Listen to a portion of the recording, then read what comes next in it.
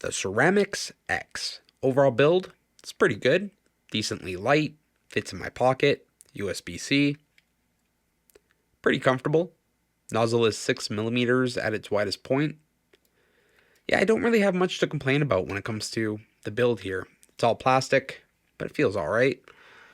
Yeah.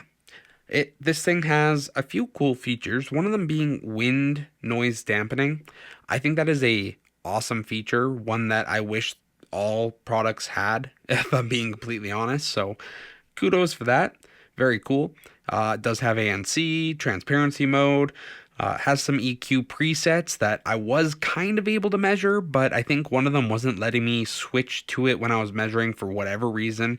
The app was glitching out on me a little bit there. So yeah, I was able to at least get two of the presets properly measured, but I can't tell you which ones are which. The IPX5, water resistant, yeah, pretty decent. Pretty decent. Feature set's nice and good.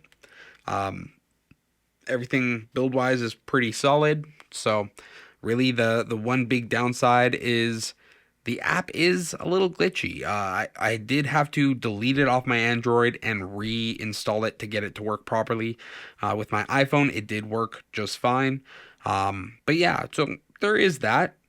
Could run into some glitchiness there.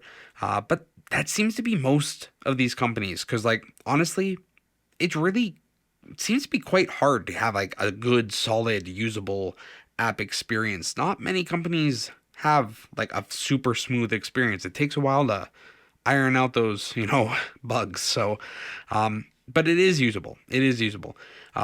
Anyways, how does this thing sound? Actually, not too bad.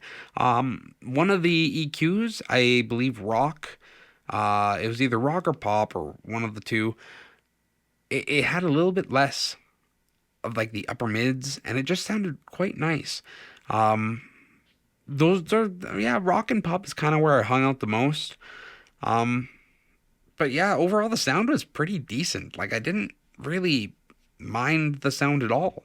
Like decent bass, does this thing with the mids that I find is enjoyable, and then nicely rolls off in the treble. Like it's not a bad sound. So overall, I don't hate this. I think it's pretty decent sound wise. Under $100, sure.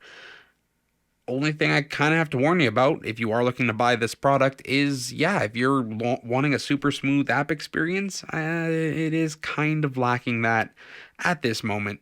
That may change down the road though, and if it does ever change and I notice it changes, I will be sure to pin a comment on this video. So like, if there's no pinned comment saying, yeah, everything's fixed and awesome, then those criticisms still hold true. So if you do see a comment saying, yeah, everything's good, just ignore everything I said about the app. So anyways, if you have any questions for me, leave them in the comments down below, like, comment, subscribe, and until next time,